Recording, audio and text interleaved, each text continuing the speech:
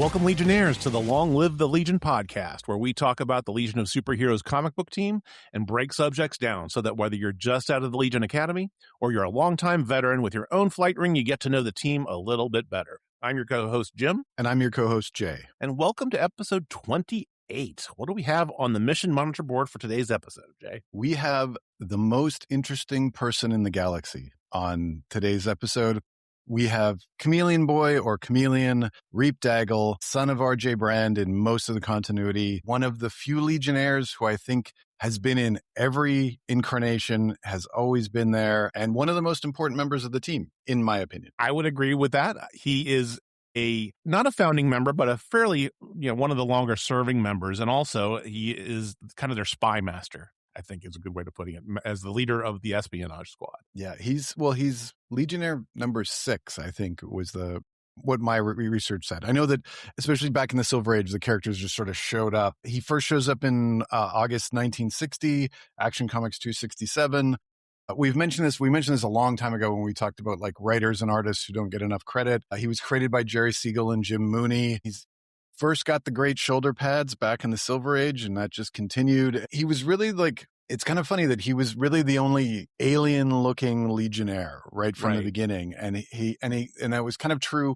I mean, like Brainiac 5, he's alien-looking, but he's essentially a human with green skin. But this was the one who was the first like real alien Legionnaire, and I think that really made him stand out as a character. Yeah, he had that bald look, orange skin with the antenna, which I think was the most, alien feature that he established, right? And then in some iterations, especially when you look into the Bronze Age, he has those kind of Vulcan pointed ears in a lot of illustrations. So let's talk about him real quick. Where does he come from? What are his powers? What's his big claim to fame as far as his power set in the Legion? Yeah, well, going by his name, Chameleon Boy, he has the ability to change color and also the ability to change shape. So it's fairly canonical that he uses his antennae to sense other shapes, other creatures, and he can change into them. I think it depends on which comic you read on how powerful he can get, depending on who he's becoming. I think it's also depending on which comic you're reading, can he change into objects? So it was really tough kind of really hammering down like what the powers are, especially Silver Bronze Age, because they kind of shifted depending on what the writer wanted to do. Yeah, I was going to mention this too, because it seems like a kind of a moving target where you have this ability to change shapes into whatever you see or into whoever you see or other creatures. But sometimes we're told he is not allowed to have the power set, which kind of makes sense, of whatever form he's adopting. But sometimes you see him breathing fire if he's some kind of a dragon type creature or something like that. And in fact, I want to say in the reboot, I think they explicitly state that Durlans can only take the form, not the function. Yes. But then later on in the reboot, you see they kind of toss that away. Who needs rules? Yeah, well, I mean, especially as a Durlan, right? And so that's another part of him. He comes from the planet Durla, which has always been written as sort of this secretive, xenophobic planet that most people in the United Planets don't trust, don't like. So they've been able to write some really interesting stories based on him being the outsider or a lot of people not liking him. And so he joined the Legion originally to show to the United Planets that, hey, Durlans are good, Durlans can be trusted, and to kind of open up the planet to the rest of the universe. Now, again, depending on the version of Chameleon Boy, Durla is, I think the OG version is, they were basically nuked into oblivion. Yeah. And then that's kind of how they evolved and they got their powers. I think it was it Reboot that they were all getting dropped into some sort of primordial, or no, that's how they killed the guy. They dropped him into the lava. Right. So I think a lot of it is, so again, every Durlan has this power, which is why you've got, like Chameleon Girl, who is Colossal Boy's wife, which is why you've got the composite Legionnaire and Reboot, who's this super powerful Durlan. And so they're kind of like, I guess, the Skrulls of the DCU. Yeah, I think that's fair. I think that's a fair assessment. It's really interesting, though, too. So I'm trying to understand some of the background here with regards to Durla specifically, because I think in some tellings, Cham was actually alive when I guess the planet was bombed into this nuclear wasteland. But I think regardless of really which era we're talking about, at least from the primary and the reboot eras, I guess, Durla is one of those worlds that's really designed to have this structure of of a xenophobic tapestry around it, whether it's the Durlans themselves being xenophobic or everybody else being xenophobic against the Durlans. And it's kind of interesting because it, in some ways, is very akin to the relationship with Titan, right? Because you have a lot of telepaths there and people are distrustful of telepaths. So you have two different characters where you can have this discussion around xenophobia and all of the different things around it. But Durlan makes it a little bit more edgy and interesting because I guess the Durlans in their natural form are kind of shown as these hooded, tentacled Cthulhu monster type characters. Yeah, because since it is the Legion, you have to have characters who are in full robes and hoods.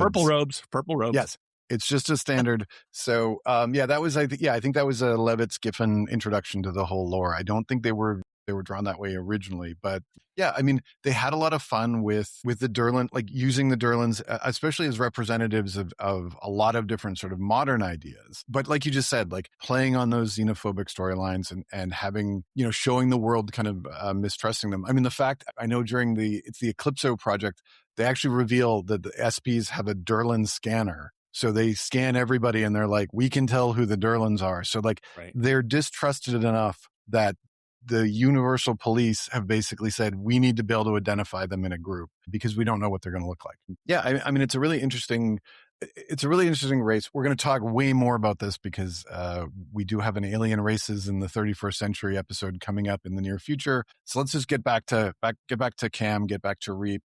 So the big thing for him, the big twist, the big surprise, and this happened, Secrets of the Legion was early 80s, like 80, 79, 80, something like that. Yeah. So I think it's early to mid 80s because this all happens right before the big Levitz stuff that we were talking about with Alex Segura last week when he kind of goes off a little bit half-cocked and leads this ill-advised mission into Durla that ends up, not to Durla, I'm sorry, to Kund, that ends up creating a lot of problems down the line for everybody.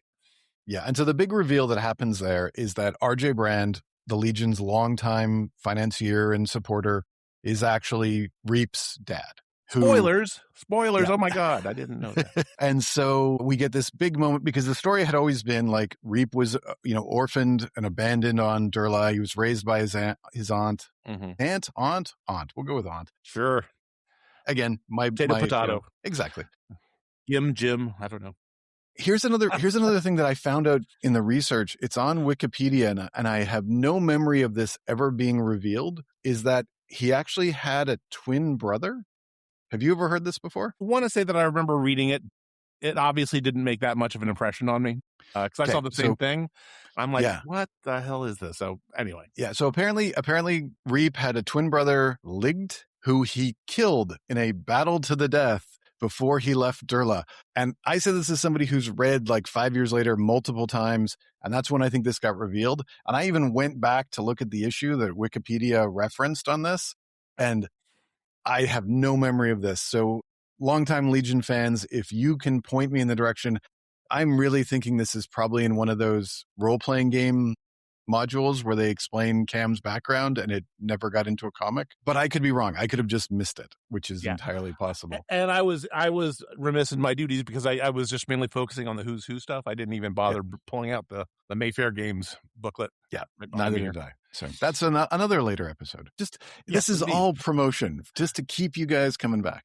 Yes, we have lots of stuff on the schedule for the year. Exactly. So this is the big twist, right? We reveal that RJ Brand is his dad. RJ Brand is actually Durlan, but he got this disease, so he can't change shape. It sets off a bunch of character development for Cham, which is great. It also like completely rewrites RJ Brand's history. And especially during 5 years later, it gets tied into the Legion 89 series and all of this stuff going on. It really expands everything, which is a great little twist.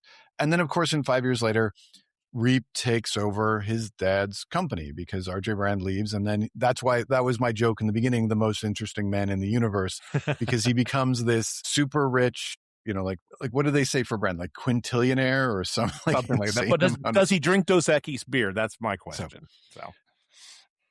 Whatever they have in the 34th. Yes. Whatever the Durlan beer is for Dos Equis. So who should be a sponsor? No. Yeah, really, seriously. If anybody who is a microbrewer or a distiller wants to become a sponsor of the Long Live the Legion podcast, please give us a call.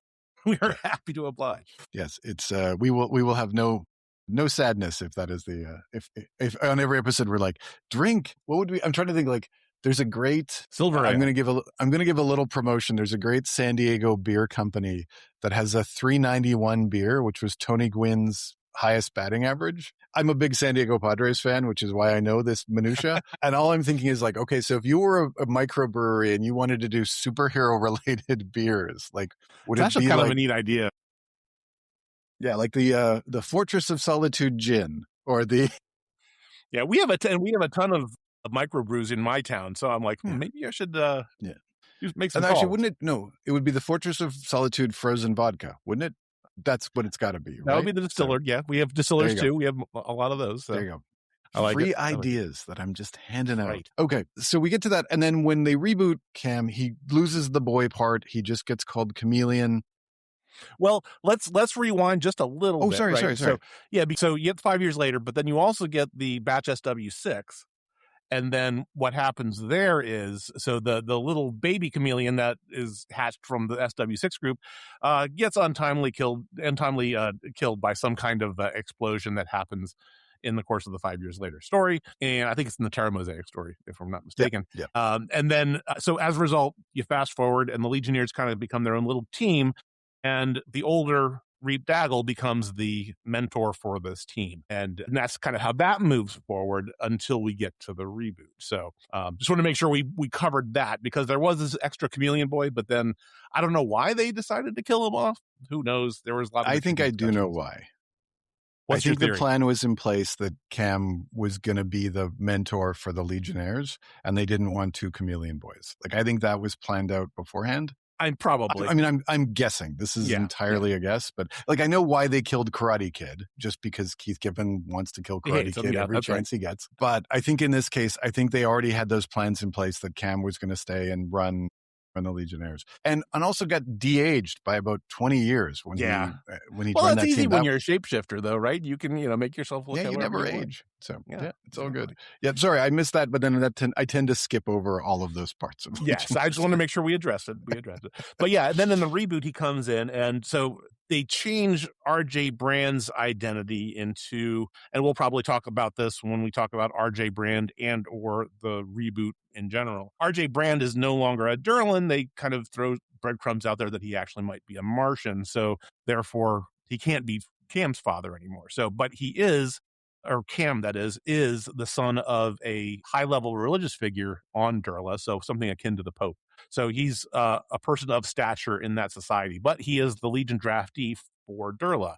And so he shows up and participates in the Legion adventures throughout this time, to the point of having one of the more clever little deceptive tricks that they did around one of the storylines where they were trying to entrap the UP president. There's a whole gag running around where Cham can't speak English properly, and then by the time you get to the big reveal, it turns out he can speak English perfectly, and he was just kind of using it as a ruse to gain the confidence of people and play his part a little bit better. So that was kind of neat. Yeah, I thought he was handled really well in the reboot, and I liked a lot of the stuff that they did with him. And I thought the change of his father was a nice touch, because it did lead to some really, really good, really big storylines. Yeah. They definitely had at least two really big storylines around that aspect of Cham.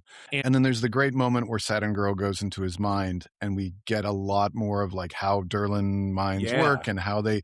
And it was a really good exploration of that world, or what's it like to be a shapeshifter, like what's it like to kind of see everything, and that was kind of cool. We've talked a lot about Legion Lost, and it's, one of the good things about it is that each of the Legionnaires got their own issue. So you got really into their character again. And it was a really nice point with Chameleon, with getting his mindset, especially connected to everything that had happened before, and the desperation and the sadness, and kind of, you got a sense that he was a little bit broken at that point. Yeah. As most of the characters were, really, And I wish they had done more. Unfortunately, after they got back, he kind of just moved to the background on the Legion. There wasn't a lot else. Yeah, I Um, was thinking that too. I mean, they obviously were very intentional in the selection of who they had on that Legion Lost team. And Cam, whenever they have these kind of books that are kind of spotlights, Cam almost inevitably is featured there because he's kind of like what you're saying. He's one of the more interesting characters that the Legion has on its roster.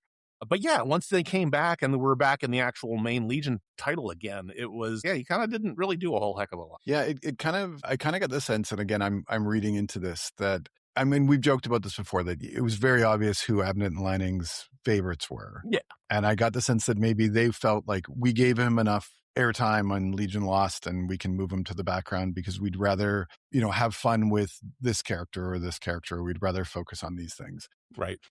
And at the end of the day, and I think, again, we've said this multiple times, and I don't think I can stress this enough, trying to write 25, 26 characters in a monthly book and make sure everybody gets, I don't want to say screen time, but like everybody gets Yeah, some panel attention. time for sure. Yeah, right. Is really tough. Yep. And it takes a lot of focus to do. And there's going to be, I don't think I mean, again, I can't think of any Legion writers aside from Levitz who were able to do it. Like we're Yeah. able to give you everybody. So Yeah. I mean, I think the first half of the reboot was able to do that to a decent Yeah. degree. Yeah. But yeah, I think, and part of that's just the nature of Abnett and Lanning's kind of decompressed storytelling that they did, Yeah. right? Yeah. But yeah.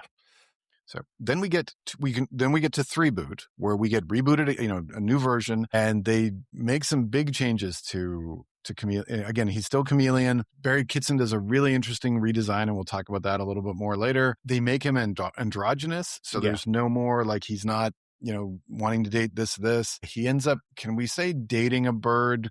So it doesn't sound as bad. Like Jim Shooter's weird predilections take over. That's what the intimation is. Yeah, he kind of is attracted to a cardinal or some kind of a parrot or something that lands by him by a park bench. And sure. Yeah, and he does. I mean, he does get a spotlight episode or issue in Three Boot, which as much as I mean, I remember not loving it. Like I just thought there was too many leaps of logic, and it just didn't make a lot of sense. But I thought it was an interesting take on Chameleon. I just thought they changed his personality too much to make the book work. If that makes any sense. There was, this was the era of the edgelord Legionnaires, right? And so these guys were.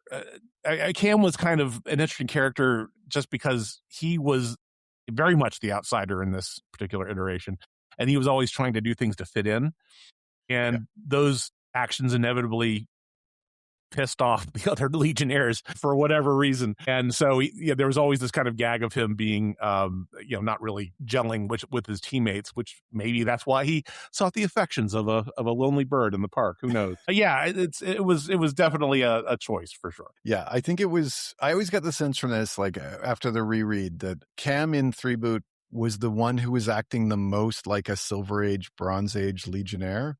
And it was almost like they were saying, this doesn't work anymore, or this isn't this team, because they kept, like, every time he'd do something, like he'd pretend to be one of the Legionnaires, or he'd pretend to be, he'd try to be funny, and he'd fail miserably because he's just not as cool as anybody else. Right. I mean, it was another way to make him an outsider too. But I mean, yeah, they kind of shoved that down your throat a little bit too much. To your point about that particular issue, which I think is issue 19 of the Three Boot, it was really what I did like about it, even though, there was some gaps there in the story for sure. But what I liked about it was that it was a nice recall to the old days, especially, well, not just in the Levitz era, but pre-Levitz, where he was the detective, right? He was obviously the lead of the Espionage Squad, but he was also a really good and competent detective with regards to any cases that the Legion might be on that needed that kind of work. And this was a nice flashback to that. It didn't quite catch the full magic of that time frame, but it was a nice homage to it. Yeah, I agree with that. Like, it was nice to see, and again, we'll talk more about Cam as head of the Espionage Squad. But I think that might have been what my problem with the story was that they had never earned that story. Right. Like, they had never shown him do anything. It was almost like Mark Waid had said, I've always wanted to write Cam as a detective, and even though it doesn't fit the character in the slightst, I'm going to just shove this in. And I mean, in all fairness, that whole Legion was dropped. It was started in media res anyway, where, it had existed for a few years and we were just kind of dumped in the middle of the scenes. Yeah. Who knows? But from the way that it was presented to us, there were gaps for sure. Yep. Okay. So 3 boot wraps up. He's lucky to not get killed in any version during Legion of Three Worlds. And we get into Retro Boot where kind of just is never there. Like I was gonna say, I mean, he's like there in the cover of a couple issues, Yeah. but I couldn't tell you much of anything that he did that No. was of any significant importance. I know he was back during the last stand of New Krypton. Like he's back up. He does some stuff there and he's kind of like the voice of RJ Brand. But I mean, there's not much else to kind of sink your teeth in there. He's kind of just there. He shows up again, like in the Bendis boot. And I thought it was an interesting redesign. Like I like the look of the character, but again, like I don't remember anything. Was there anything there that... Okay, so I'll fill in here because I unfortunately spent some time tracking this one down. So in this edition, Chameleon Boy he's again called Chameleon Boy. He is also still the son of RJ Brand, but in this case, RJ Brand is female and is president of the United Planets. And that little aspect of the relationship between RJ and Reep is held as this weird little secret for the first 6 issues of the story, of the run, of which is only 12 issues. So that tells you something right there. And honestly, and again, I could only go through 6 issues before I felt like I needed to floss my brain. But it seemed like I don't think they ever gave that particular Reep a last name overtly, at least for the first 6 issues, because in the Bendis boot, Ryan Sook had this really cool idea of having these hovering Fritchman tags that had the character's codename, identity, and powers, which is really cool, right? So it's a pretty novel way of doing it. But they never really showed cams. It would say Chameleon Boy, but then you would never see anything else on that Fritchman tag, so you'd never know what his name was. And so I don't know, is his name Reep Brand in the Bendis boot? I don't know. Anyway, that's the other piece of this puzzle, right? And then, of course, this last year, we got introduced to the absolute version of Chameleon Boy, which looks kind of terrifying, if I'm being completely honest. Yep. Yeah, they did a good job making him look as evil as possible. Yeah. Brought to us by Dan Mora.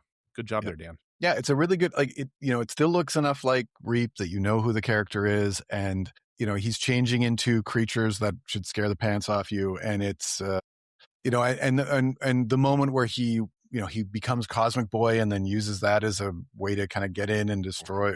Who did he? Oh, he killed one of the Brainiacs. Yes. Yeah, like it's the reboot Brainiac specifically. Yeah, like they play him as a villain. They do it really well, and yeah, I mean, when you really think of his powers, he'd be the perfect assassin. Actually, yeah, like, absolutely. To think about it, right? Oh my god, right? They really played with that well, and so I'm excited to see more. I'm excited to see what they're going to do with that. Yep, for sure. Yeah, the one other Chameleon Boy we can talk about is on the animated series. That's true. Yep, he shows up in season 2 a lot. They've written him as like a young sort of new recruit who's finding his place in the Legion. Again, like really interesting design. I like what they did. I wish he had changed into more than about 4 or 5 shapes or aliens, and that was kind of the limit I think the animators had. But I thought it was an interesting thing, and he was still RJ Brand's son in this. Yeah, which is something that I kind of wish, and we didn't really talk about this when we had Case on and we talked about season 2, but I really wish that they had gone a little bit more into that, because we have the first season and they're funded somehow by somebody to do all the things that they're doing, and then in season 2 it's very explicitly stated that RJ Brand is the bankroll here, and that Cham is the son. So did something happen? Did RJ take over the bankrolling of it, and then Cham just had to grow up a little bit? Not to mention the fact that, Cham is a different species than RJ is the same. What's the story there? So that is stuff that I wish they really would have minded a little bit more, honestly. Yeah, I get the sense that they just said, this is it. Let's just go. Yeah. No kid, like no 8-year-old's going to ask us about it. Let's just push forward. No, but a 56-year-old man will in the year 2026. Yeah, exactly. And the fans will be like, oh, of course he's RJ Brand's son. It's just part of the character, right? Yeah. And so there you go. So that kind of gives you the history. So as I said at the very beginning of this, right? Like he's been around the whole time. He is one of those characters who, I guess, I'm trying to think of like what other Legionnaires have been in every version of the Legion, right? And it's him. Founders, certainly. But even then, like the founders all quit, right? Like at certain parts of the stories, the Yeah. founders have Oh, quit. I see what you mean. It being Yeah, like like I mean, like actual he is. members the entire time. Yeah, I guess like he Violet has would be another all. one. Yeah, Violet, Colossal Boy or Leviathan, but they keep killing him, so he's not always there. I'm sorry, Element killing who? Lad. Sorry. Yeah, we're just spoiling 40-year-old comics. Yeah, so he's always been kind of there. He's always had this very distinctive look. I wanted to talk a little bit because I did mention like Barry Kitson's redesign. Yeah. Like for me, the Dave Cockrum redesign from the early 70s when he gives them the massive pointy shoulder pads and we get that, you get the pointed ears, you get a little bit more alien look, and then Giffen kind of took it and ran with it when he took over. And to me, that's Chameleon Boy. Like that's just the look that I kind of expect every time.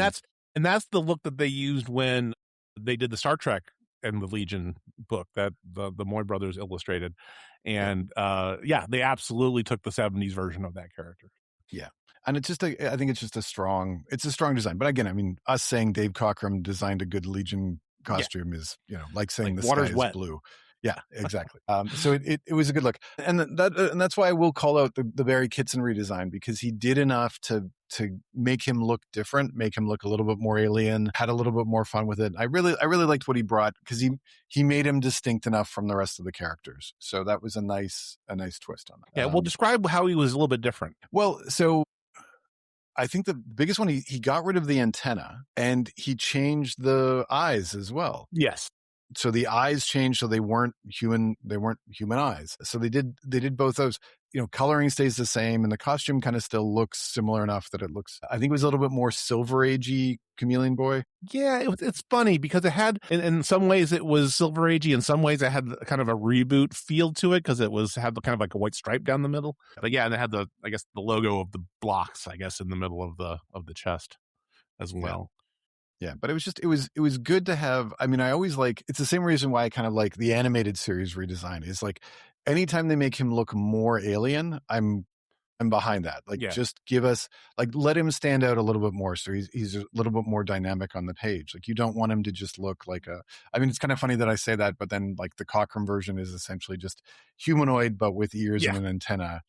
Well, that's at a time too, though, when, they weren't really designing aliens, right? It was more of a funny hat kind of a scenario. Yeah, it's the Star Trek aliens, right? Yeah. Like you glue something to their forehead and that's an alien. Forehead prosthetics. Yep. Yeah, right. Like it's because it's the easiest thing to do. Yeah, and then it's funny too, though, in the Ryan Sook version is in a lot of ways reminiscent of the animated series Cham, I think. Although Ryan did a lot of work when he was designing his aliens in that particular run, it seemed like all of even though you had the antenna on the top of the head, a lot of the aliens seemed to have, it was the lower part of the face that he seemed to play with a little bit more, which was kind of an interesting choice. But yeah, I mean, that was another good design. And he had his hands were not humanoid hands either. They were definitely very different, which is another good catch. So again, the story here being that Ryan Sook was the absolute best part of that particular run. Yeah, and I don't think we can say that enough. And it's kind of a shame that like his stuff gets pushed to the background because everybody hated the run so much. But he was knocking it out of the park on a issue by issue basis, which is not a surprise. I mean, he's so talented. Like it's exactly. Again, we've said this many, many times, the number of talented artists that have worked in the Legion, and he's just yet another one. Yep. All right. Let's continue looking at Chameleon Boy or Chameleon. And I wanted to talk about like best moments or like the moments that you think about when you think about Chameleon Boy as like highlights. So if you're listening to this podcast and you're like, who is this character? These are the stories that you should look for. So where would you start? Where's the earliest? So the one that I really always come to think about when I think about Chameleon Boy is Superboy in the Legion, number 239. And this is where Reep is working to clear Ultra Boy's name because Ultra Boy has been implicated in a murder scheme. And we talked a little bit earlier about Chameleon or Reep being this detective as part of his espionage skill set. And this is always something that I really loved. It was something like Reep is Batman almost doing the whole Dark Knight detective thing. And it's a great moment. It's a great issue from a character perspective, I think, for him. And then kind of along with that, when we're talking about that particular era of the Legion, it would be the Secrets of the Legion where we learn about his parentage. Yeah, I agree. I think it's kind of funny how, Jim Starlin had such a big effect on just, Cam's character just from that. And I agree with you. Like, it's one of the best things where you can tell he just said, okay, so he's the head of the Espionage Squad. He's got to have other skills. What can we do with him that makes him different? And they brought out the detective. And I kind of always, so he's like that, the Batman or the elongated man or the DC's got a lot of great detectives in their history, and turning, Cam into one of those, I thought was such a positive move. And then they kept using it throughout, Bronze Age, and it just kept going and going and going. And Paul Levitz leaned into it as well. We saw that when they went up against Starfinger, which was another kind of interesting one. And it's a fun take on the character. And I think it's part of him being a bit of an outsider. Like he's watching everybody. He's not really connected to everybody. And we'll talk about that a little bit more, but and that's part of it, is he can analyze this stuff. So when he's investigating Ultra Boy, he's like, I don't think there's ever a moment where he's like, I know Ultra Boy is innocent. Right. He's going, I have to figure out what's going on. And it was something's wrong here. Exactly. Yeah, there was a really cool take. Of course, after this, the next big one is with the Coons. And we're going to talk about that more next episode. So this is our little teaser for that. We're going to get really in depth on Chameleon Boy bringing Timberwolf and Shrinking Violet onto Kund and all of the problems with that. And he's dealing with, the realization that RJ Brand is his father. That's probably the best. I mean, I would argue this is the best Chameleon Boy story. From a character arc perspective, I think for sure. That's why we're going to do a whole episode about this, because it is just key to him. We talked about the Eclipso project, way early on in the Long Live the Legion archives. And he's one of the 4 Legionnaires who gets captured by Eclipso. And this is why I always go, and the reason why I love this story, and I think it's something that I always want every writer to get about Chameleon Boy, is I think he's the most intelligent Legionnaire. Not the smartest, but the most intelligent. Like, he understands the team. He understands what's going on. He figures stuff out. We talked about him as a detective. So, he's not going to go into a lab and outthink Brainiac 5 or Dream Girl or Invisible Kid, but he understands the team, the situations, what's going on in the universe, how the UP is working. And that's why I say, I think he's the most intelligent Legionnaire. That's a really good way of approaching this. I hadn't thought about it in quite that way, because it certainly makes him clever, right? Because he's not a scientist. He's not Brainiac 5. He's not Dream Girl. He's not Invisible Kid from an intelligence perspective and doing the science and all that kind of stuff. But he understands procedure, and he understands how personal interactions are. And from a team perspective, he knows Ultra Boy, so he knows that something's wrong. If Ultra Boy is being accused of murder, something's out of place, because that wouldn't happen that's something that Joe Na would ever do. So by nature, he's suspicious of whatever the plot is. And so that's what it compels him to do the investigation. Exactly. And I think when they get that in those intelligent moments of Chameleon Boy, that's when he's really shining. And so they get him in the Eclipso project. That's good. I think as much as the Starfinger subplot near the end of the Baxter run, I don't want to say it's a throwaway, but you could tell it was kind of like the B or C story while Levitz is building up towards the final battle with Time Trapper. But it's showing him again, going undercover, investigating, trying to figure out who Starfinger is, doing all this research. It's some really good Chameleon Boy moments in that. And then and then 5 years later, he kind of takes on the RJ Brand role. Right. He's the financier. There's a great, it's not a great moment because he gets shot multiple times by, Roxas. But the reason why he survives is because, he listened to Brainiac 5 and moved his organs to different places. Right.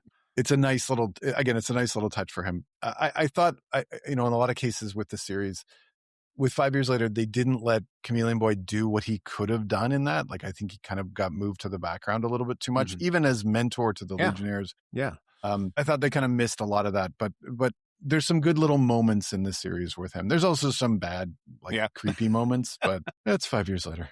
Indeed.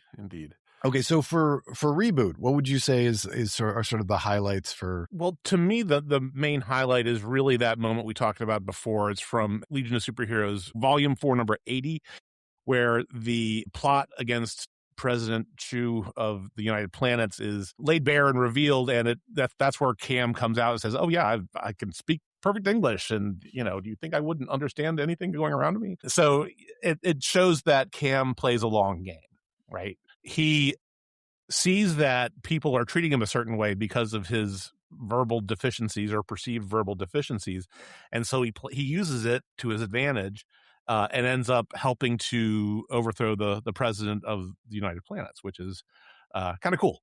That was, again, I think the other big moment that I remember from the reboot era, at least from that first set of books. After that, honestly, the only other one that I really think about that jumps out just because it's so different is later in the Legionnaires storyline. There is this one episode where the time trapper mucks around with their history and takes a bunch of them out and puts them into a 1950s era Earth, 1940s, 1950s era Earth as humans, but as a Legion with their code names. In this case, Reep is basically he's a human kid, but he's still this master of disguise. And so he has this, it's kind of like the Ethan Hunt character or Jim Phelps character, depending on which Mission Impossible that you prefer, where he has the facial masks and he can assume any kind of disguise, but you never know what he really looks like because he always has some kind of a mask on. So that's another one that I think is kind of cool. It is one of my guilty pleasures of that era because it's just so different and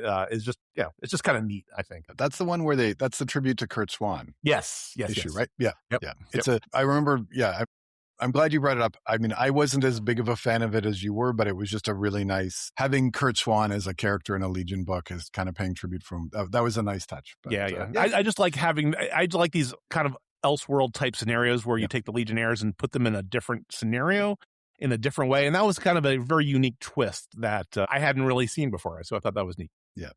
To me, one of the highlights of Reboot, and this ties into another thing we always talk about when we talk about these characters, is sort of the personal connections and who are they connected to. And you mentioned this earlier in the podcast as well, his crush on Spark.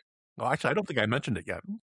So, well, you were about to when I said, wait, we're going to talk about it later. So you did kind of reference it because, I mean, they had tried to do some romantic stories with Chameleon Boy back in Silver Age. Yeah. And basically they weren't done especially well. Now we'll get there. And then by the time the Bronze Age comes in, I mean, honestly, if you had told me that Reep Daggle was asexual during the Bronze Age, I'm like, yep, I can see that. He never gets any of this. There's never a storyline with him. Yeah, he's seriously literally one of the most cock-blocked Legionnaires, I think, of all time. Yeah. Yeah. And then so he goes into and so there's this big the big mystery is who's Spark's secret admirer. That's right. Yeah. And everybody is waiting for the storyline to be revealed, or it's okay. It's going to be Invisible Kid, or it's going to be this person. It's going to be Violet. There was so much speculation of it being Violet at the time. Yeah. Of course, they're 13, 14-year-old kids, and DC would never put that on the page at that point in time. But stands are going to stand. Yeah. Well, especially after, they just got off of the 5 years later where that was the best relationship in the series was Ayla and Vi. So there's no harm, no foul for anybody thinking that. But, DC would never make that kind of a publishing choice. No. So instead, they'd rather her date an alien, which was yeah. Exactly. That makes sense. So and then the big reveal is it's Cham, and then they kept going with that story. I don't think they ever dated. They kind of both got around it, but even Legion Lost made a reference where they're where it's well, you just miss Ayla, and Cham kind of has to admit that, I miss everybody, but I really miss her. Yeah, they play around with that for most of the series. They only go out on one's a double date with Censor, who we'll get to later on. And then the other one is they're hanging out on the beach, I think, is the other instance. And it's okay, well, there's a little kiss moment there between the two of them, but it's a weird choice. I don't know if this is the case. So this is pure supposition on my part, but I went in and looked it up because I remembered seeing this one panel in a Silver Age book, and sure enough, it's in Adventure. Asked Gemini which issue this was, and it told me 312, so don't ever listen to Google Gemini. So it is actually Adventure 342, which is the Legionnaire who killed. I believe it's the one about Starboy accidentally killing somebody. And anyway, it opens up and they're doing this weird technological spin the bottle game. And it's Cham kissing Ayla at the table there for their thing. And then Violet is literally right behind Ayla in line to be the next person. So I'm wondering if that's where some of this came from. I have no idea if that is, but it is a interesting coincidence if not. So that's all I'll say. I mean, judging from the way Reboot was written with their love of Silver Age, I would be stunned if it wasn't connected. Right. I kind of think they probably. I think that would definitely be a thing. Yeah. Yeah, and I'm glad you brought up Censor, because that's another. I mean, is it a romantic triangle between Cham and Ayla and Jackie, or Jekka, I guess? And yeah, Censor?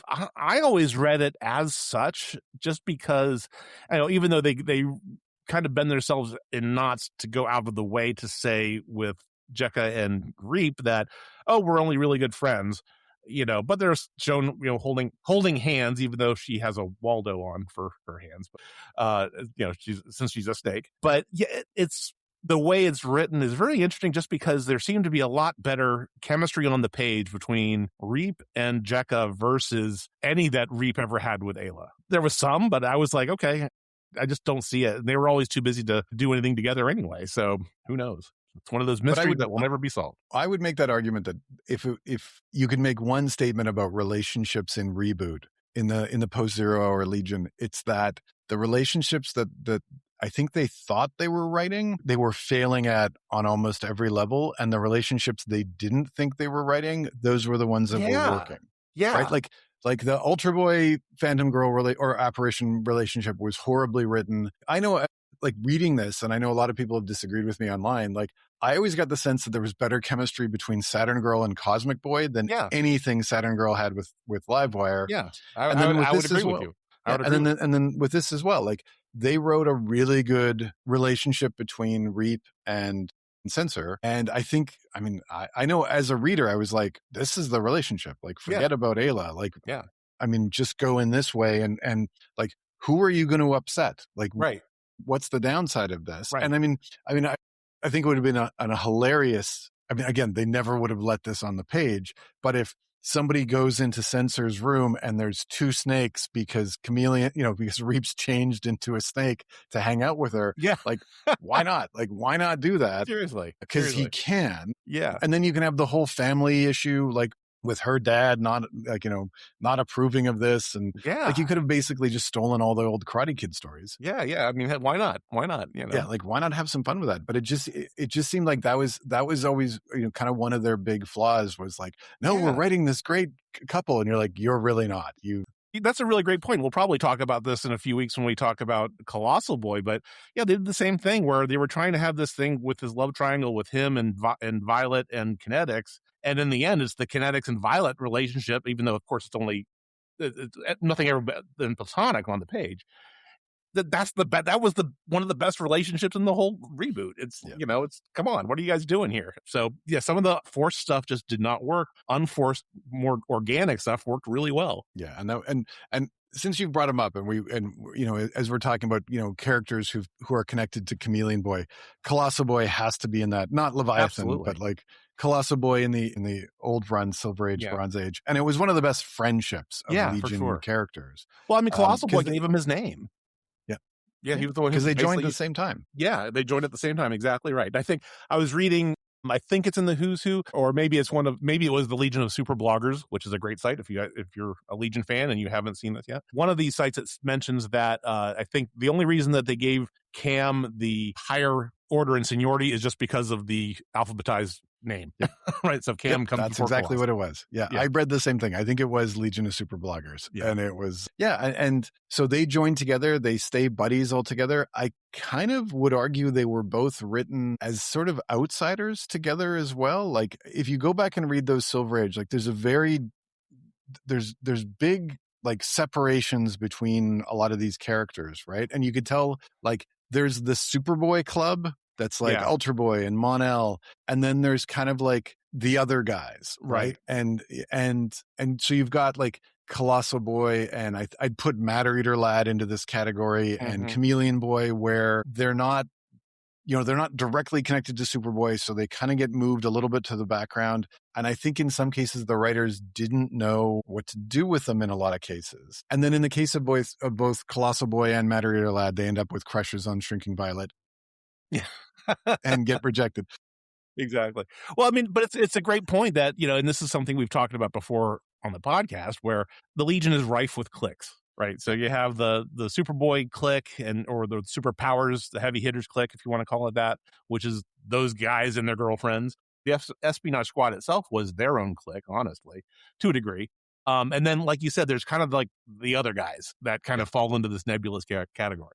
And so, that's another great part about Chameleon Boy. Like, he's connected to the Espionage Squad, which is this, you've got Phantom Girl, you've got Invisible Kid. And again, a great part of the reboot Legion is they keep that Invisible Kid Chameleon Boy friendship going, which is which was a really nice touch. And then you've got Shrinking Violet, and they're all characters who, I think in the case of like the two girls, I don't think they would ever choose to hang out with the guys that are they're in different groups, but yet they all kind of work together. They all become friends. They all kind of trust each other because they're in these missions that nobody else can do. And it's a great chance for them to show off their powers. And I think it's also to go from like a Phantom Girl perspective, like when she's hanging out with Ultra Boy and Mon-El, she's obviously the least powerful person there. And I'm sure feels like she's not doing a lot. But then she goes to the Espionage Squad and they're like, you're awesome. Like, keep going.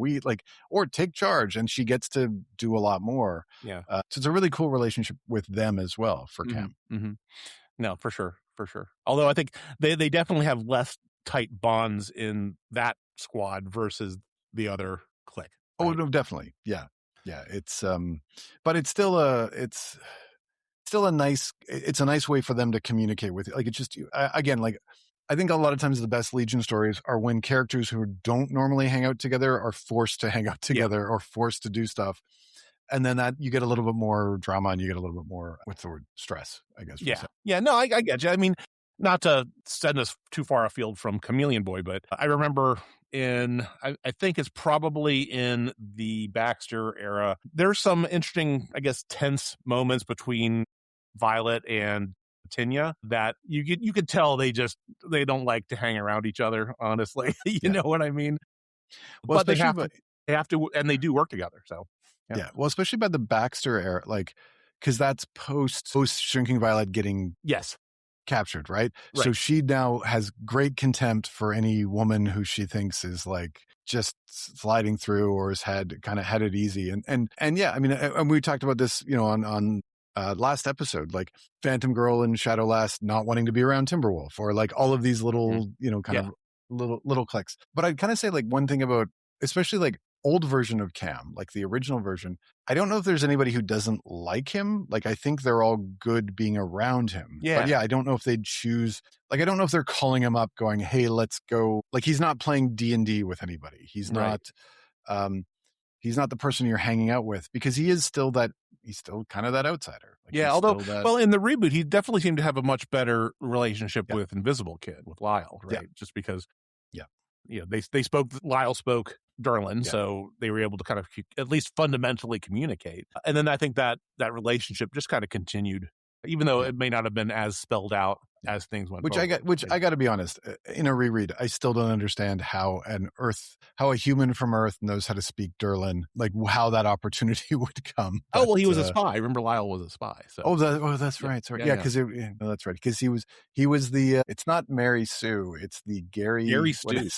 Gary Stu of the Legion, so he could do everything. When we talk about characters that Cham's connected to, I think we kind of covered everything. We did joke about him not really being romantically connected to anyone, but I do want to call out he was going to get married at one point. Yes, to like you Princess talk about him being Princess Elwinda. So he wins and so like this is one of those Silver Age stories that you go back and you read and you go, this is like, I am not recommending anybody go back and read this because I'm not a huge fan of the Legion having the battle of who's the best Legionnaire and then the winner goes to an alternate. Like, it's just, and it's a lot of bait and switch. Like, oh, it's Bouncing Boy who won. No, it's actually Chameleon. Like, Yeah, it's not good. But anyway, so he ends up in this alternate dimension. He meets a princess, Princess Awinda. They fall in love. They're ready to get married, which was about a week, right? Like he's not there a long time. Yeah, exactly. But it's the 60s, so this is what happens. And then just as he's about to get married and live happily ever after, the Legion pulls him back and has basically said, aren't you happy? Like, we brought you home. And he's basically like, screw all of you. Like, you ruined my life.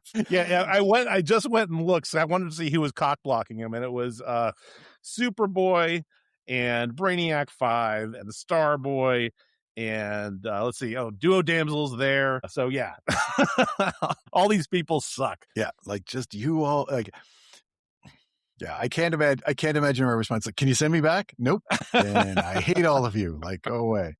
But apparently later on, there was like somebody introduced him to a lookalike.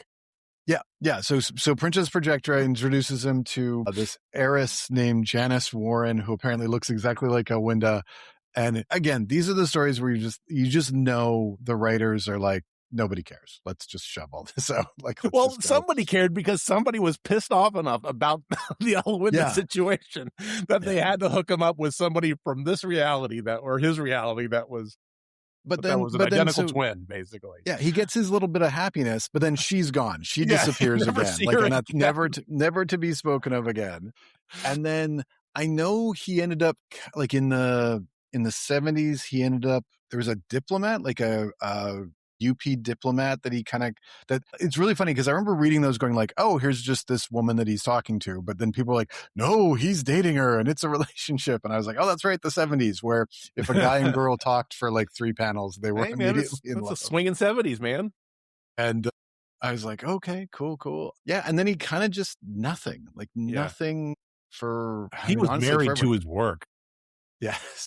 That's what it was. So, and I kind of always wondered like what his best friend marries a Durlan, right? Like, what's the response on that one? Like, are you just, and like, I would have loved to have seen a moment and just like, like he asks, like some girl rejects him or when he was like, look at Colossal Boy, he married. Like, what's wrong with me? Like, come on. Like, I know. I'm a good looking guy. Well, I mean, mission accomplished for Cham, right? Nobody on his team is prejudiced against Durlan. So that is good. He's doing the job there. And I will say too, this is one of the more interesting things about both reboot and I guess, the prime timeline is that, his teammates, they come too with regards to the folks in the Silver Age don't really have they don't really display any Durlan prejudice or anything like that. You do see it in the reboot with the team, but they turn around real quick. And they're like, yeah, you're cool. Come on, hang with us, whatever. Although you do see that whole story of kind of the more general hatred towards Durlans and in some ways non-humanoids generally is just all over the place, right? Yeah. And I mean, it's kind of funny when you said like the Silver Age characters didn't show a lot of anti-Durlan sentiment. And I would argue these Silver Age characters didn't show a lot of character. So please send the angry emails to me on that comment. That was Jay, not Jim. Yeah, that was me. But yeah, I mean, like they, especially reboot, like they're like, we're not too sure if we want a Durlan. And then he shows his worth and then they're like, no, you're actually pretty cool. We like you. And that was nice of him. Do we want to get into like bad Chameleon Boy stories? Because like, I mean, we kind of talked about like him falling in love in a week and like, I'm not a big fan of that one. And I mean, to be honest, he's one of those characters where like, when I think back of his stories, there's not a lot of bad. Like, He doesn't have like, he doesn't have a Reflecto saga. He doesn't have a right. Exactly. I mean, I think this whole Edwina crap is probably as bad as it gets. Yeah, and it's nothing compared to a lot. Like, I mean, at the same time, I mean, there's the horrible, and we'll talk about this when we get to Matter Eater Lad and Shrinking Violet. Like that horrible Shrinking Violet going out on a date with Matter Eater Lad to make duplicate boy. Like you read that and you're like, this is horrible. This is like, just think about the story. Like she is just using this guy to like, drive her boyfriend nuts. Come on, bye. Or like the horrible, like there's some horrible 70s stuff, like, for Cosmic Boy. Yeah, Cham doesn't really have that. Like, he's always, he tends to be well written. And I it's interesting to know, wonder why that is. And maybe it's just because he was so alien, they couldn't really put him in any well, I mean, he's obviously in a lot of tropey situations throughout the Silver Age, but they don't do anything, soap opera-y with him, and because we see what happens when they do. Maybe that was it. They learned their lesson and we're like, nah, we're not going to do this again. I wonder if it's because his power set is so easy to write and it's so dynamic visually that kind of makes the writers like let's be honest, and I mean this is no insult to Chemical King, although it kind of is. Like if I'm writing in the early 70s and I'm like, okay, I have one character who changes shape and I can get my artist to draw weird aliens and they can burst through walls and I can have some fun with it, or I have another character who makes rust go faster. It's I mean, where are you going to go with that, right? Like, what are you going to have some fun? And I also think as well, like, they probably weren't going to write him into a lot of relationships. So like you say, so he missed a lot of soap opera bits. I'm going to say this. The only thing that immediately comes to mind for bad Chameleon Boy stories, and it's not just him, because that whole annual just makes everybody look bad. It's the volume 4, and they're there for the baptism of Saturn Girl and Lightning Lads. Right. Yeah. And there's this scene where they're all on Wyneth, so they're all basically naked. And Cham is like, hey, I've got binoculars. Let's check out the female Legionnaires. And I'm just like, really? Like, that's where we're going with it. And that, I mean, honestly, I was just going to say, actually finish your thought first. Well, no, I was just going to say like that. To me, that's just the worst Cham bit that I can think of that immediately comes to mind. So sorry, please. I was just going to say, so speaking of that, because that particular annual really is talking about, if I'm not mistaken, is talking about the fact that Garth is a Protean. So one thing we can discuss here, because we're talking about connected characters, we absolutely should bring in the discussion Prody, because he was the big pet of Cham in the Silver Age.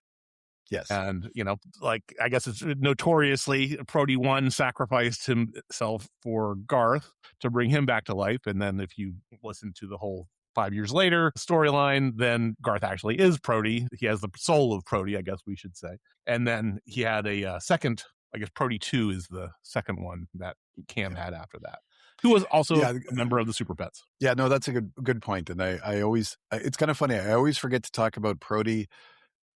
Probably because I think every time I read those old Prody stories, I go, is it a pet when he's like aware and sentient? Sentient but stronger than that, like has like when you have I'm sorry, I have a pet dog. My dog's awesome, but like at no point is my dog having a serious conversation about morality with me. Whereas I think Prody could do that. And I'm like calling that a pet just seems wrong. Also, after that reveal that Prody is Garth, I just kind of hated the character, and I don't want to talk about they kind of retroactively made me hate the character, and I'm like, you've just ruined Prody for me. But no, I mean, great call. Prody was Chameleon Boy's pet in the Silver Age, and then Prody 2 came along. They're both shapeshifters. It's such a product of the Silver Age, right? It's just this little white blob that can become anything. But was always on Chameleon Boy's shoulder and would always hang out. And like you say, was a member of the Legion of Super Pets. Yep. And we also did get a Prody in the reboot too, although it was not really linked to Chameleon in any way, shape, or form. But yeah. And then don't forget, like the Soul of Antares. Right? Yes. The 5 years later, the Kid Quantum, the horrible plot point. Yeah, I mean, maybe that's why I don't want to talk about Prody. I think maybe the other one, if I'm going to go 5 years later for more, like when we talk about when Cham becomes the mentor to the new Legionnaires, maybe I was just reading too much into it, but I always got the sense that they were trying to do a connection between him and Computo. So like Jacques' sister. And I was just like, so she's much younger than him.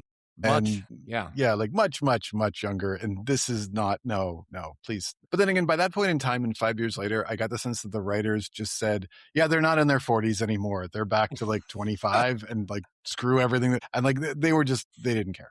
Yeah. So we won't care about that one. Is there anything else we've missed? Because I mean, Prody's a big mess. So thank you for calling that out. Well, absolutely. So I guess here's my question to you: since we're getting more new Legion in the upcoming months, what do you think they should do with him moving forward? So I think, there's the obvious safe choices, right? He's on the team. We've got the Espionage Squad. Like, I think all of that goes through. What I want to see them do with him is actually lean really heavy into like both. He's got to be a detective. Like, make sure that's Yeah. part of that. Like the cool parts of the character, keep the outsider part. But I actually want, you have now like the incredible opportunity to write a non-binary character where it makes complete 100% logic for this to be like, and play a little, like, have some fun with some Durlans where just be like I was actually thinking like a really cool Chameleon Boy story would actually be like when he decides he's a boy, like actually have a moment where he's like, under Durlan, Durlan culture is when you turn 16, you choose your gender. Like, you could do so much fun stuff with that and really be really inclusive, have a lot of diversity, tell stories that could really, sorry, I know I'm going down a woke rabbit hole here, but I don't care. This is such an awesome idea. I think you should write Joshua Williamson and tell him your idea and make sure you give credit for it. Yeah, because I like, it could be so good. They could have so much fun with this, and especially like I'd love to see like an issue where he can't decide, like where he's trying to figure out like, okay, what am I? Like, and then how does the Legion respond? You can do so much with this character. Yeah, I mean, because honestly, it makes, because flashing back to 5 years later again, right? It you could actually do that, the Siobhan Aaron story, but with an actual Legionnaire, and with a Legionnaire where that kind of a story makes absolute sense. Yeah. I love it. I love it. Yeah, it's to me that's the thing. Like, and maybe that's why there have been so many good Cham stories, is because the possibilities with him are they're so varied. Like, he's not, you can do so much with him, right? You can have so much, you can open so many different doors with that. And that's what I want him to do. Like, just take this and go, like, run with it. Right. Yep. Because why not? Yeah. And again, like, nobody can come and get pissed at you because you're like, it's kind of that Star Trek-y, like, we're referencing today, but it's far enough in the future, so dumb people aren't going to realize that we're referencing today. It's funny you mentioned that, because I wrote in my notes, I said that as a shapeshifter, as Cham being a shapeshifter, he was Odo from Star Trek Deep Space Nine before Odo actually was a thing. And there's a whole thing around that about how Odo manifested his look. And then of course, I don't know if they, with the what they call it, the Great Link, I can't remember if the other folks from the Dominion that they had a story about how they look the way they do. But yeah, I mean, it's very much a story that you could tell, and I think it'd be very interesting. Yeah, I mean, and again, like, I could go off on this for probably about another 15 minutes of like, how does Colossal Boy handle knowing that his wife was non-binary for the like, again, you could do so many things with this. You could have a blast. So I know I've made it hard to follow this, but like, what would you do with Cham? Thanks a lot, man. Sorry that I just went like boom, but no, I can't. I mean, I pretty much agreed with you, right? I put in my notes here, go back to the spying and detective work. I think that would be just so cool. And I know they did a noir themed issue back in the Baxter time frame, but I just love them, and I think it would be great having Cham do that again. It's just so cool. And it's funny when you were mentioning about Chameleon Girl, Colossal Boy's wife. I had this thought of, also, and this isn't anything serious that I want them to do moving forward, but having a situation where Cham might be attracted to her and have something going there. But I hate the idea, because I don't want Cham doing anything like that to his best friend. And also the story about Jim having that relationship with his wife, regardless of who she really was, right, is a much more important story to have told. So I don't want them to mess with that. Yeah. You know what I mean? I agree. Like, again, there's some great stories you could play with, but then you go like, oh no, that's like, I mean, one thing that always comes to mind, basically, that I thought would be funny, like if you were going to write like a young Cham who's unsure and is trying to figure out his place, and he can change personalities, he can change who he is. What would happen if he started, and this is a crazy off the top of my head idea, if he starts dating one of the Legionnaires and she says, can you look more like this guy? Yeah. Or can you, because in his mind, he'd be like, yeah, okay, I'm giving her what I want. And then he's going through this personal growth of like, no, she's got to like me for who I am. That's what I thought. Honestly, this is exactly where I thought they should have taken the Ayla relationship, right? I think that would have been fascinating to watch. Maybe Ayla would be like, well, there's this movie star I really like. You like him? And he's like, okay, just to please her. But then obviously that's not going to work out for the long term. So that would be a great little story to be able to tell and have a nice some character beats. Yeah, we keep thinking about long running subplots, not realizing that in modern comics that doesn't exist Yeah, I know. anymore. we're like, can you do this? Oh, can you just go back to the 90s and write Yeah, comics like exactly. we love? Just write a Like, fanfic. come on. Yeah, Whatever. just do that. That'll be my that'll be my pitch to DC Comics. So it's like, hey, we're gonna do a comic like 1985. Are you in? So no. Well, we know. I mean, from what we've heard from Alex and Paul Kaminsky, that they definitely teach that Levitt's structured storytelling element, and it would be interesting to see some of this kind of stuff come to life moving forward. I always wonder, like, if I'm DC Comics, right, and I'm going to relaunch the Legion, and I always wonder if, like, there's ever a conversation where they say, okay, every book we publish is like this. We think this is what people want. This is what works. We want these 6-issue that we can collect in trades. But if they took like a book that isn't selling to that level, right? Like, and again, like, let's be, I mean, I hate to say this before the book is even launched, but like, there is no way a new Legion of Superheroes is going to sell like Batman #1 did, the Matt Fraction version. Like, they're just not going to do those numbers. Yeah. So instead say like, why don't we try doing old school storytelling? Like, and say to the writer, like, yeah, like, let's do this a little bit differently. Let's maybe give fans something different on the shelves. And I always wonder if that's ever a conversation. And maybe we should have asked Paul when we were talking to him. Well, right, for sure. And I think we were talking to Alex last week. Things like All Along the Watchtower are very much like that because it's very dense. There's a lot of stuff going on. There's a lot of words to read. There's a lot of action on the page, which is not like most of decompressed storytelling that we see today. And so I think it's something that can be done. It's just a matter of are folks willing to actually do it? I don't know. I think if there's a single book on the market that can't be decompressed, it's the Legion. Like, if it's not dense with all of these characters, like, then what are you doing? Because again, we've talked about this when we talk about Cham, how he sort of disappeared at a few moments, and there's, and you need to have that for the Legion. You need to have everybody there because you're going to have somebody reading this, and who's going to say, Cham is my favorite Legionnaire. Yeah. And if he's not in at least like once every, like what would be the longest you could go without seeing Shrinking Violet before you'd start getting irritated that she's not showing up? 3 issues. Like 3 issues, right? And like, even if she's in the background, like, just give her a line, like, what, kind of like what they did on the Legion, where she'd just be in the background, super tall. And then, but you're like, all right, I know you're thinking about her. Right. I mean, it's exactly why I was frustrated when I was doing the little research, going through the V7, whatever we're calling Bendis, and trying to find where Cham's big moment was. I'm sitting there literally from page 1, clicking through, looking for Cham on the screen. And, for the longest time, until I got to that one big reveal where they say RJ Brand is the mother, and they're having a discussion. No, I'm just clicking through. There was like maybe a couple words or a line or two from Cham being like, hey, that's cool, or something, something meaningless. And, I had to go 6 issues before I got that. And that's not acceptable for a book the size of the Legion, or a team the size of the Legion. And it's also not acceptable to steal an old storyline anyways. Like, come on, the president of the Earth being the mother of a Legionnaire. We've seen that before. We don't need to do that. Yeah, exactly.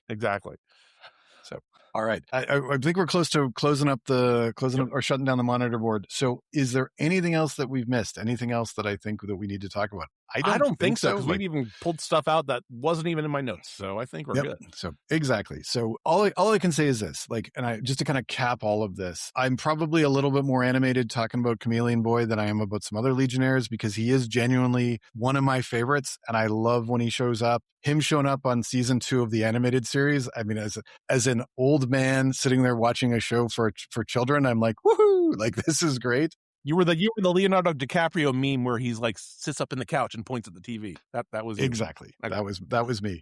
So I mean, he's one of those characters, like, the more we see of him, the better. And he's one of those longtime Legionnaires that I think just has to be in any version of the team. You can't do the Legion without him. And good writers know what to do with him. They have fun with the character.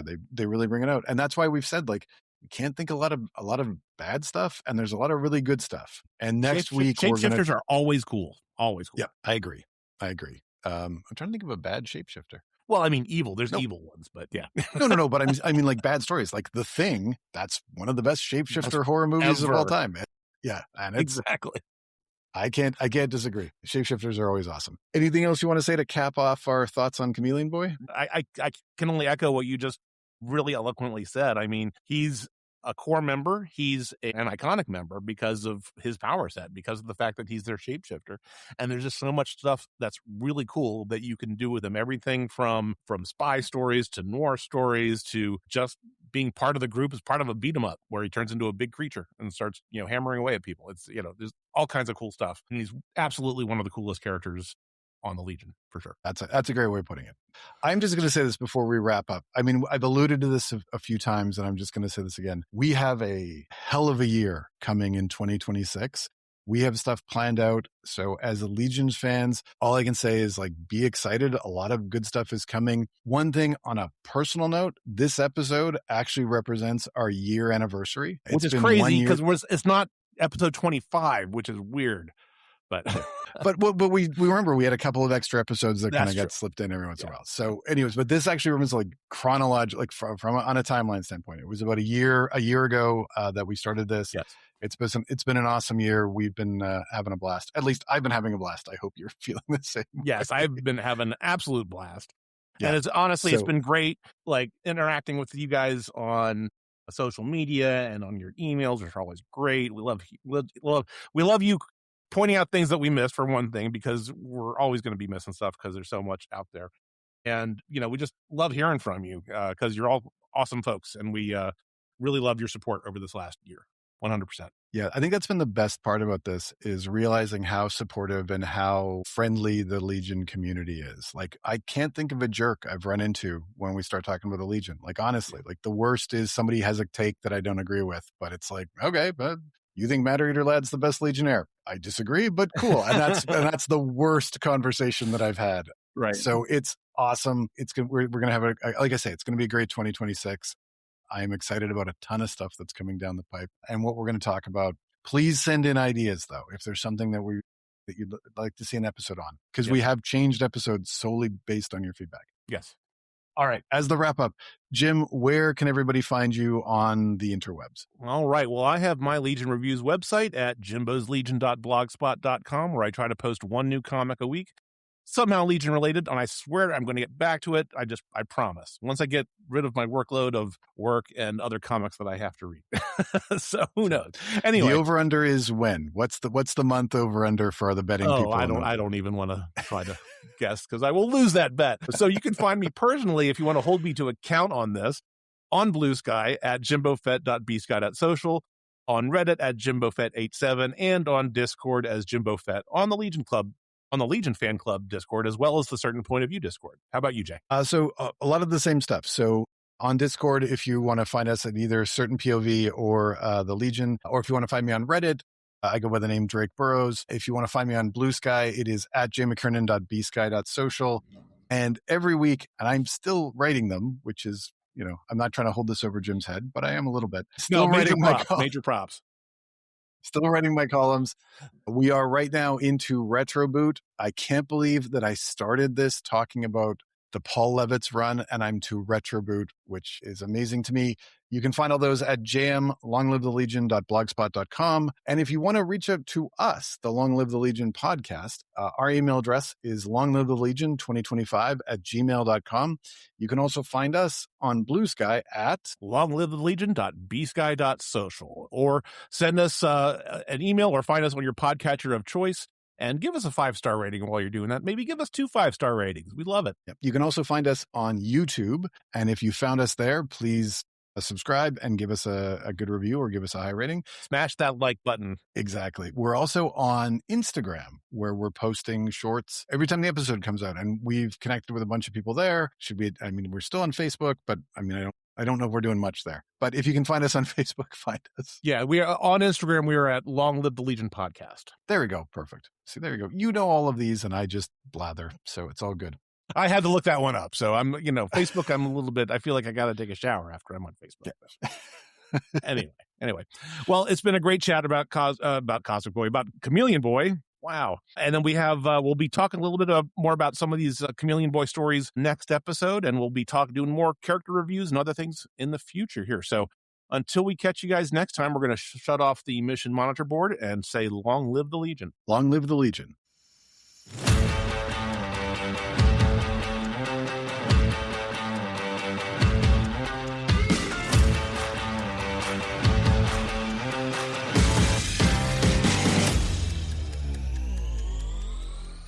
Video games are a unique medium. They can tell stories, Immerse us in strange, fantastic worlds. blur the very boundaries of our reality. But at the end of the day, video games are fun. Whatever fun is to you. I'm Jeff Moonen, And I am Matt, a.k.a. Stormageddon. and on Fun and Games, we talk about the history, trends, and community of video games. It's a celebration of all the games we play and all the fun we find within them. And there's so many more games out there, so we hope you'll share in that conversation with us. Fun and Games podcast with Matt and Jeff. Find us on certainpov.com or wherever you get your podcasts. And happy gaming. CPOV. CertainPOV.com.